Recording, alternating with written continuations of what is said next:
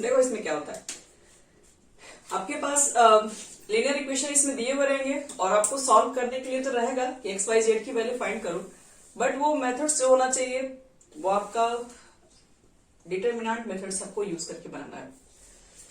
जैसे सपोज करो आपके पास कोई इक्वेशंस दिया, तो हम लोग पीछे पढ़ चुके हैं, गिवन इक्वेशन को देख के मालूम कर सकते हैं किसका सॉल्यूशन एग्जिस्ट करेगा किसका नहीं करेगा। तो यहां पर भी कुछ कंडीशन है।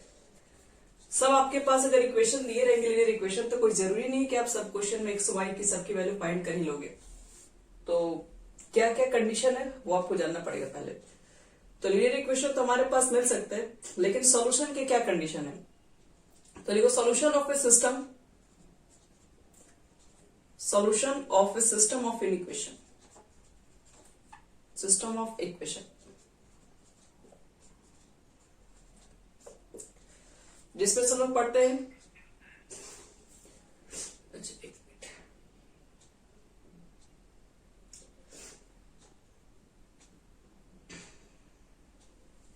देखो solution of A system of equation, जैसे मान लो कि तुम्हारे पास कोई भी इक्वेशंस दिया रहेगा और उसमें सॉल्यूशन एग्जिस्ट करेगा कि नहीं। एग्जिस्ट का मतलब है कि एक्स वाई की वैल्यू निकलेगा कि नहीं, इसका हमको पता करना है। तो उसके लिए आपको क्या करना पड़ेगा, दो तरह के इक्वेशन आप लोग पढ़ते हैं। एक होता है consistency of system, consistency just अभी ऑफ सिस्टम, वो इससे पहले एक लेसन कंप्लीट करने थोड़ा लेट हो गया। ये आप लोग क्लास चल रहा है। कंसिस्टेंस अभी जस्ट हुआ है। कंसिस्टेंसी ऑफ ए सिस्टम, देखो कंसिस्टेंट का मतलब यहां पर क्या आता है, कॉन्स्टेंसी किसके अंदर है। तो अगर मान लो कि कभी डिटरमिनेंट वैल्यू निकाले तुम लोग, डिटरमिनेंट वैल्यू कैसे निकलता है आपको समझा देंगे। एक इक्वेशन दिया रहेगा, उससे डिटरमिनेंट वैल्यू कैसे निकलता है। मान लो कि आपके पास दो इक्वेशन है या तीन इक्वेशन है, आपने डिटरमिनेंट वैल्यू निकाला और इसका वैल्यू 0 के इक्वल नहीं आया। सपोज करो 0 के इक्वल नहीं आया, तो हम लोग क्या बोलते हैं, बोलेंगे the given system of equation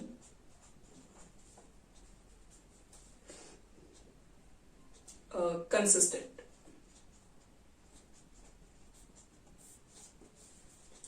और कंसिस्टेंट अगर है ये, तभी आप इसके डिटरमिनेंट वैल्यू को फाइंड भी तभी आप इसके एक्स वाई जेड के वैल्यू को निकाल भी सकते हो, अदरवाइज नहीं निकलेगा।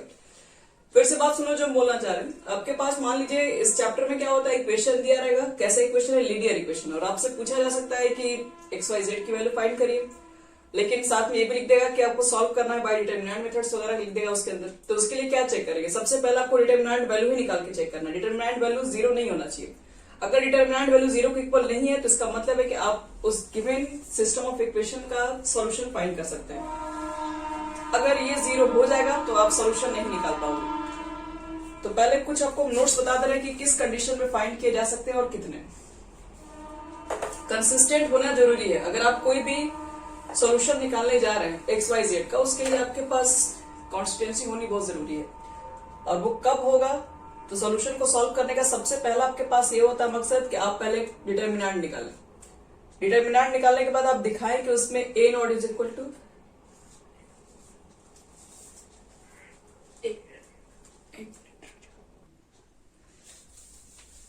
चलो डिटरमिनेंट ए निकालेंगे। अगर डिटरमिनेंट ए की value not is equal to 0 है, तो कहीं बताए थे इसका ए इनवर्स एग्जिस्ट कर सकता है। और इससे जो भी हमारा निकलेगा सिस्टम ऑफ इक्वेशन को बोलते हैं कंसिस्टेंट। अगर कंसिस्टेंट है तो सॉल्यूशन एग्जिस्ट करेगा।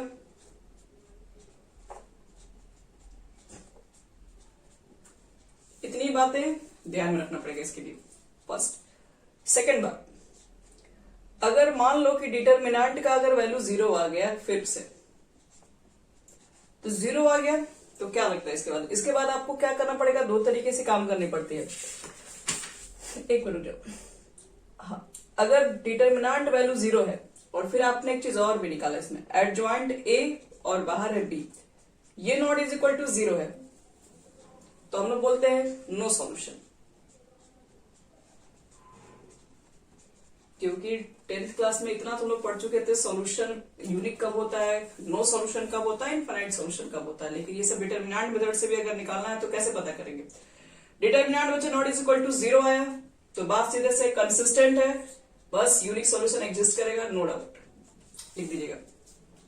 लेकिन डिटर्मिनेंट 0 आ गया तो काफी नहीं है। डिटर्मिनेंट 0 हो गया इसका मतलब ये नहीं है कि सॉल्यूशन नहीं होगा, सॉल्यूशन नहीं होगा, लेकिन आपको वो भी नहीं में दो टाइप्स के, एक तो नो सॉल्यूशन है, एक इनफाइनाइट सॉल्यूशन है।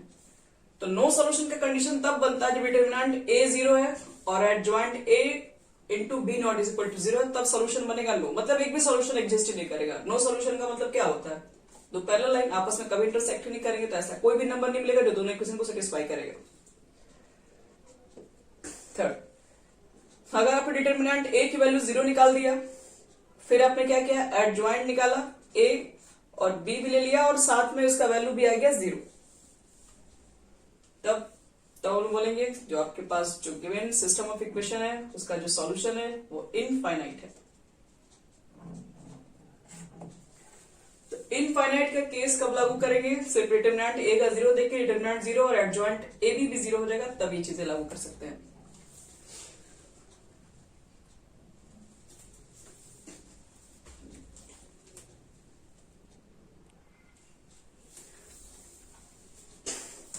तो ये तीन कंडीशन बढ़िया से देख लो, कोई भी सॉल्यूशन एग्जिस्ट करेगा कि नहीं, ये तीनों कंडीशन को आपको ध्यान रखना पड़ेगा। अब मान के चलते हैं हमारा सॉल्यूशन एग्जिस्ट कर रहा है, मतलब डिटर्मिनेंट ए 0 नहीं है, कंसिस्टेंट है, और ये दोनों ही सिस्टम को बोलते हैं इनकंसिस्टेंट। इनकंसिस्टेंट का मतलब है जिसमें क्या आपके पास है नो सॉल्यूशन। आगे बढ़ते हैं बच्चों लोग इसके अंदर। कंसिस्टेंट का मतलब है कि जब आपके पास सॉल्यूशन एग्जिस्ट करेगा। तो एक बड़ी चीज और थोड़ा सा गड़बड़ हो गया, कंसिस्टेंट का मतलब है सॉल्यूशन एग्जिस्ट करेगा और आंसर में भी मोर देन वन भी पॉसिबल है, उसको भी आपको बोलना पड़ता है, कंसिस्टेंट के अंदर ही रखना पड़ता है।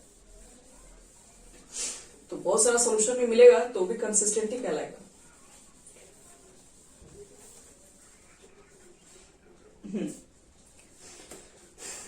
अब देखो यहां पर ध्यान से, अब एक चीज आपको और यहां बताने जाएंगे। हाँ बताया ना, सॉल्यूशन अगर एक एग्जिस्ट करता है तो consistent, more than one exist करेगा तो भी कंसिस्टेंट में आएगा।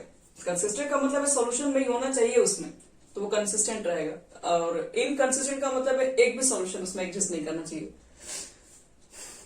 अब एक जैसे मान लो कंडीशन और आपको बता रहे, ये थोड़ा स्पेशल कंडीशन है, ये बुक में मतलब क्या बोला जाए, एग्जामिनेशन में नहीं पूछेगा एक लाइन में।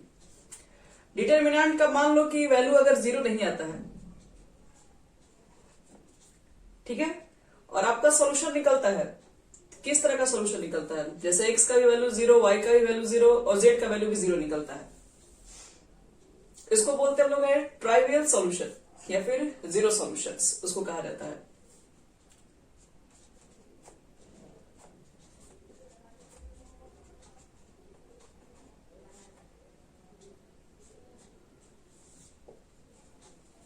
मतलब a की वैल्यू 0 नहीं है, लेकिन आपने जो सॉल्यूशन निकाला x y z, तो उसमें सबकी वैल्यू क्या है, 0 है, तो उसको हम लोग बोलते हैं ट्राइवियल सॉल्यूशंस। इसके बारे में हम लोग को अभी खैर नहीं पढ़ना है, लेकिन आपको बताएंगे नोट्स में, कभी कभी इससे क्वेश्चन थोड़े कंपटीशन टाइप के पूछे जाते हैं इसी के अंदर। खैर अभी रुक जाओ, लास्ट में इसको बताएंगे, ये पहले आज टॉपिक सिमुलेट हो जाएगा। चलो पहले तो मालूम कर लेंगे लीनियर इक्वेशन आपके पास रहेगा, सॉल्यूशन कब एग्जिस्ट करेगा कब नहीं करेगा। अब मान लो कि एग्जिस्ट करेगा तो निकालेंगे कैसे, बड़ी बात ये, तो चलिए आपको वही निकालना सिखा रहे हैं। मान लो लीनियर इक्वेशन है, हम तो 3 ऑर्डर का ही सिखा दे रहे हैं, अगर 3 ऑर्डर का सिखाएंगे तो आप 2 ऑर्डर का तो ऑटोमेटिक ही बना लोगे।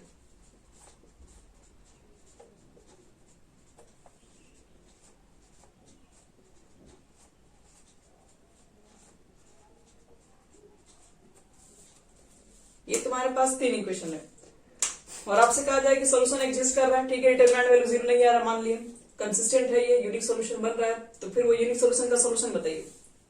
तो सबसे पहला आपको काम क्या करना है, a इज इक्वल टू लिखना है। a में क्या लिखोगे, x y z का कोफिशिएंट, x का कोफिशिएंट लिखो तो a1 a2 a3, ध्यान रहे ये मैट्रिक्स है। फिर इधर y का और इधर आपका रहेगा z का, ये आपको a से रिप्रेजेंट करना है। और आपको निकालना क्या, x y z का मान, तो जो भी निकालना है वो तुम्हारा वेरिएबल है, उसको x से इंडिकेट कर लेना, x y z। और एक मानते क्या हम लोग है डी, सॉरी डी नहीं बी, बी किसको मानते हैं, जो साइड में रहेगा कांस्टेंट, d1 d2 d3।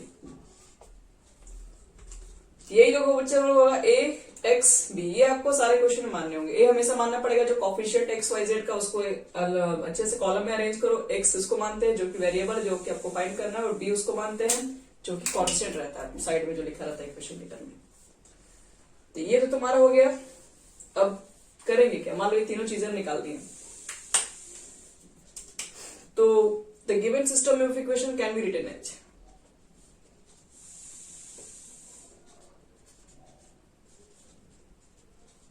आपके पास जो गिवन जो एक लीनियर इक्वेशन लिखा हुआ था, उसी इक्वेशन को हम दूसरे टर्म में लिख सकते हैं।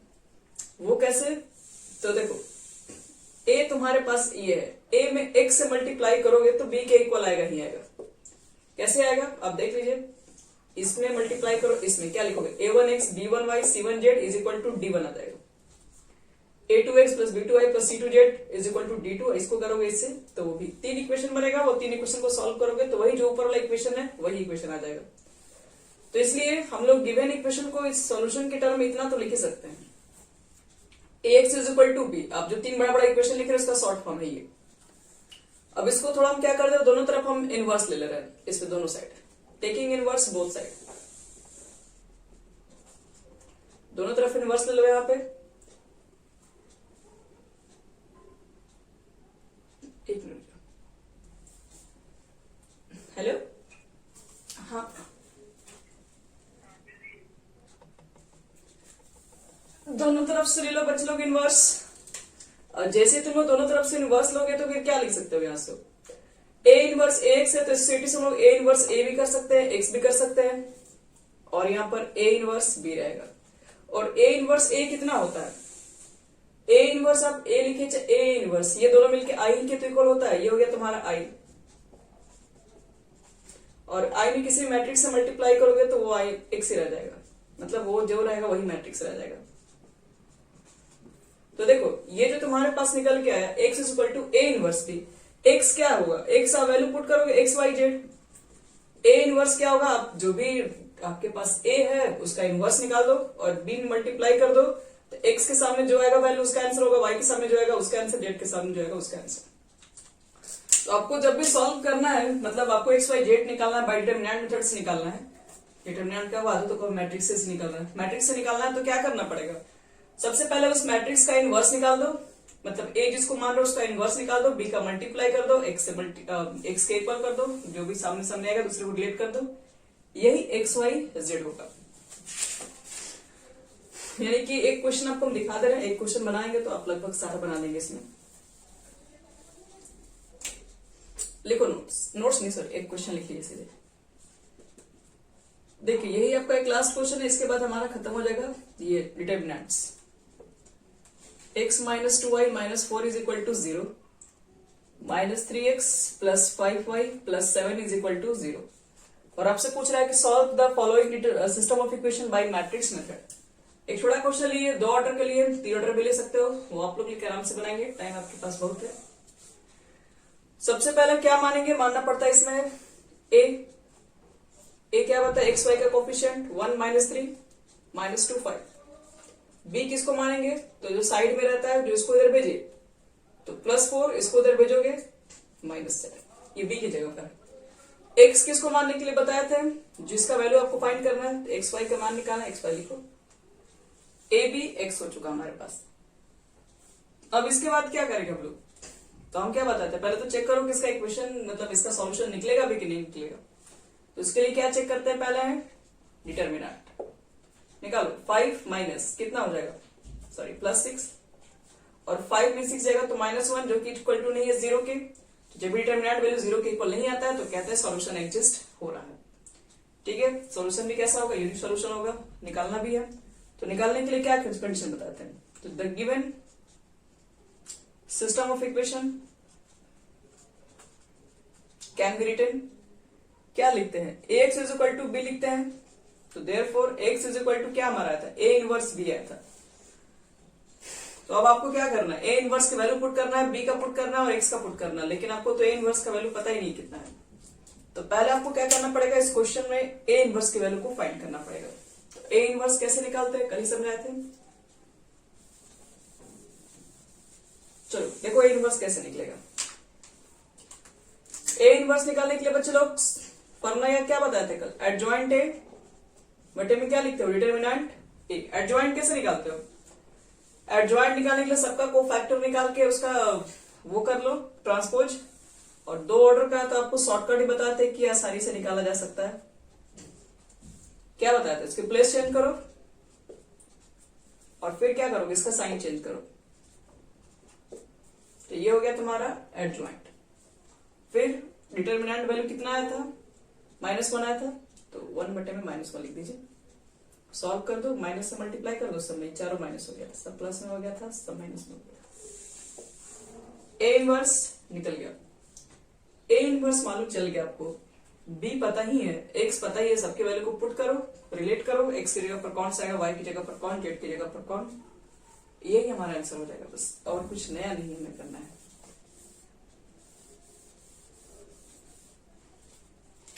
तो क्या लिखा जाए यहाँ पर, x is equal to A inverse B, value put कर देते हैं, x के जगह पर रखेंगे एक्स वाई, ए इनवर्स की जगह पर ये वाला पुट कर देंगे, -5 -2 -3 -1, और b की जगह पर कितना रख देंगे, तो जो कॉर्नर में आया था हमारे पास, यानी कि 4 -7, कितना हो जाएगा -20, ये कितना हो जाएगा +28, इससे करोगे -12 +7, 28 में से 20 गया 8 होगा, और -12 +7 कुछ गड़बड़ है क्या, कितना हो गया, 5 के 20, हाँ 14 हो जाएगा, नहीं ये वाला सिर्फ, और -6 हो जाएगा, और ये -5। तो बस और कुछ करना नहीं बच्चे लोग, सामने सामने देख लो, कंपेयर कर दो, तो x का वैल्यू हो गया -6, y की वैल्यू हो गया -5, और इसी तरह का सारा क्वेश्चन बनाना है इसमें, और कुछ नहीं है, सब यही क्वेश्चन है इसमें। 2 ऑर्डर का तो हम बना दिए, 3 ऑर्डर में थोड़ा लंबा बनेगा, तो लंबा बनेगा तो आप लोग को तो पेशेंस चाहिए, आराम से रख के बनाना बनेगा सब। तो डिटर्मिनेंट्स हमारा हो गया सारा कंप्लीट। अब आपको बोले थे कि आज कुछ क्वेश्चंस देंगे हम, बनाएंगे आप, तो कुछ क्वेश्चन के लिए रेडी सब लोग रहना।